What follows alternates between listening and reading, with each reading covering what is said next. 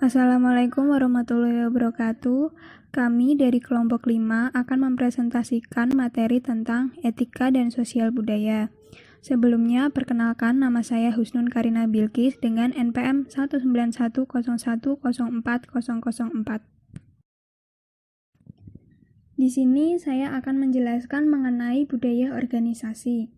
Budaya organisasi atau organizational culture merupakan sekumpulan asumsi, keyakinan, dan nilai yang dikembangkan dalam tubuh organisasi tertentu untuk mengatasi berbagai perubahan yang terjadi dalam lingkungan internal dan eksternal organisasi. Di dalam budaya terdapat nilai-nilai yang dianut dan diyakini kebenarannya oleh kelompok akan dipertahankan untuk jangka waktu yang panjang. Tidak jarang hingga pergantian generasi kepemimpinan pun nilai-nilai ini relatif tidak banyak berubah dibandingkan generasi pendahulu. Nilai-nilai ini juga berfungsi sebagai pemersatu tindakan dalam organisasi dengan menyediakan terminologi dan konsep yang sama untuk dipergunakan dalam komunikasi internal. Nilai-nilai menciptakan konsensus bersama tentang hal-hal yang boleh dan tidak boleh dilakukan anggota, termasuk batasan-batasan hak dan kewajiban para anggota organisasi. Untuk mewujudkan nilai-nilai ini, menurut Rockets pada tahun 1973, ia membagi nilai-nilai tersebut ke dalam nilai-nilai utama atau terminal values dan nilai-nilai instrumental atau instrumental values. Nilai-nilai utama atau terminal values adalah nilai-nilai yang bersentuhan dengan tujuan utama hidup seseorang, misalnya hidup bahagia, kenyamanan hidup, dan kebebasan. Kemudian nilai-nilai instrumental atau instrumental values merupakan perilaku-perilaku yang diharapkan mampu membawa seseorang mencapai tujuan hidupnya, seperti ambisius, berwawasan luas, dan bertanggung jawab. Strategi etika. Dalam pengendalian keputusan individu, efektivitas keputusan tersebut ditentukan oleh keyakinan diri, informasi, dan pengendalian diri tersebut. Terdapat 3 strategi etika. Yang pertama yaitu keyakinan diri atau ego strength, merupakan keyakinan seseorang dalam penyelesaian masalah.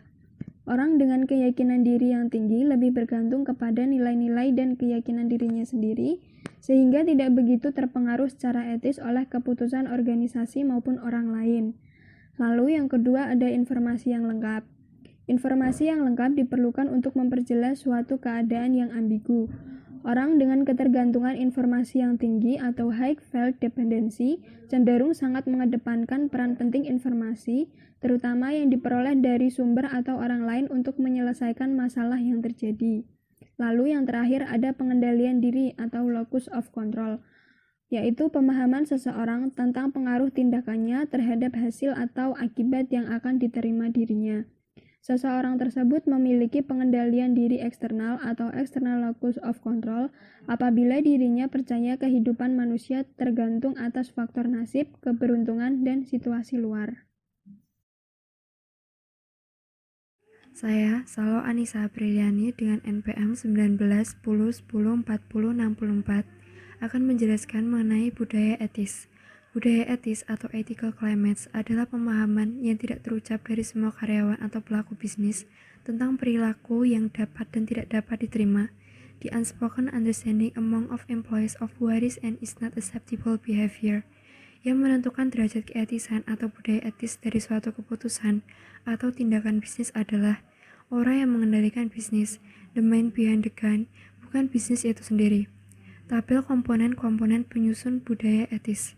Kriteria etis, egoisme, pendekatan yang berpusat kepada kepentingan diri sendiri. Fokus individu, kepentingan diri atau self-interest. Fokus perusahaan, kepentingan perusahaan atau company interest. Fokus masyarakat, efisiensi ekonomi. Benevolence, pendekatan yang berpusat kepada kepentingan orang lain. Fokus individu, kepentingan bersama atau persahabatan. Fokus perusahaan, kepentingan tim interest. Fokus masyarakat, tanggung jawab sosial atau social responsibility. Kriteria etis principles, pendekatan yang berpusat kepada integritas. Fokus individu, moralitas pribadi atau personal morality. Fokus perusahaan, prosedur dan peraturan perusahaan. Fokus masyarakat, kode etik dan hukum. Selanjutnya, dalam budaya etis, keputusan untuk menjalankan bisnis menurut Keraf. sangat dipengaruhi oleh pandangan praktis realistis atau pandangan idealis dari pengusaha. Pengusaha yang memiliki pandangan praktis realistis melihat tujuan utama bisnis hanyalah untuk mencari laba, sehingga seluruh aktivitas memproduksi dan mendistribusikan barang atau jasa merupakan sarana atau alat untuk merealisasikan laba tersebut. Adapun pengusaha yang berpandangan idealis memandang bisnis sebagai media untuk menghasilkan dan mendistribusikan barang atau jasa guna memenuhi kebutuhan masyarakat. Sedangkan laba yang diperoleh merupakan konsekuensi logis dari kegiatan bisnis tersebut. Dua sudut pandang yang berbeda tentang bisnis ini mempunyai konsekuensi yang berbeda. Pandangan praktis realistis berasal dari para individu yang pemahaman moralitasnya didominasi oleh teori etika egoisme atau hak. Sedangkan pandangan idealisme muncul dari para individu yang pemahaman moralitasnya didominasi oleh teori deontologi, keutamaan, atau teonom. Saya akan melanjutkan menjelaskan materi. Sebelumnya, perkenalkan nama saya Prisma Dwi Anggraini dengan NPM 19+104001. Budaya organisasi berkinerja tinggi. Dengan menjalankan praktik bisnis yang etis, suatu entitas atau organisasi diharapkan mampu menjadikan dirinya sebagai organisasi berkinerja tinggi yang memiliki karakteristik sebagai berikut. Pertama, memiliki budaya korporasi yang kuat. Prasyarat ini sangat diperlukan untuk menjaga irama kerja dan produktivitas sumber daya manusianya. Kedua, budaya korporasi adaptif dengan lingkungan tempat mereka beroperasi. Budaya korporasi mutlak harus mampu mengikuti gelombang pasang dan turun perubahan yang memaksakan perusahaan untuk berpikir strategis, menyeluruh, serta bertindak cepat dalam mewujudkan gagasan besar atau strategi korporasi untuk masa mendatang. Ketiga, budaya korporasi membantu perusahaan memandang jauh ke depan karena adanya perubahan lingkungan dan bergerak maju seiring dengan perusahaan tersebut. Perubahan strategi atau taktik ini diperuntukkan bagi kepentingan pelanggan, karyawan, atau pemegang saham demi kepuasan mereka. Untuk mendukung budaya korporasi yang berkinerja tinggi, diperlukan sistem-sistem nilai sebagai pemicu tindakan perubahan, di antara lain 1. Kepedulian yang tulus kepada pelanggan, karyawan, dan pemegang saham. Kedua, berpikir dan bertindak jangka panjang. Ketiga, selalu menekankan integritas setiap perbuatan.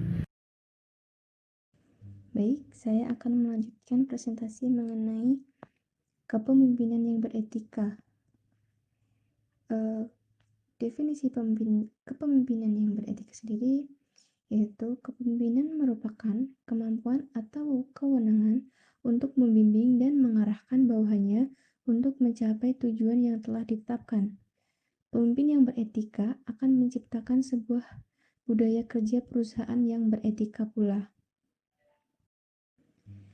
Yang selanjutnya, arti pentingnya kepemimpinan. Kepemimpinan merupakan kebutuhan dasar dalam pengembangan budaya perusahaan dan memperkuat pengambilan keputusan di antara para karyawan. Hal ini tentunya menjadi sesuatu yang penting dalam mendukung perilaku beretika dalam proses bisnis perusahaan. Gagalnya sebuah perusahaan dalam menerapkan kepemimpinan berdampak pada kegiatan perusahaan yang semakin buruk. Kepemimpinan yang beretika sendiri memiliki beberapa persyaratan. Yang pertama, memiliki karakter yang baik, kemampuan memimpin, dan menuntun bawahannya. Yang kedua, mampu mengembangkan diri melalui pengalaman dan pembelajaran dari para pemimpin sebelumnya. Yang ketiga, menjadi contoh semua anggota yang ada di perusahaan. Dan yang keempat, menerima adanya keterbatasan ketentuan dan nilai-nilai yang ada pada organisasi. Manfaat kepemimpinan yang beretika. Yang pertama, menciptakan hubungan positif antar pola perilaku karyawan yang beretika dalam menciptakan organisasi yang beretika pula. Yang kedua, kegiatan perusahaan akan berjalan dengan baik. Hal ini tentunya akan membuat sebuah perusahaan dapat mencapai tujuannya dengan mudah. Demikian presentasi dari kelompok kami, kurang lebihnya mohon maaf. Wassalamualaikum warahmatullahi wabarakatuh.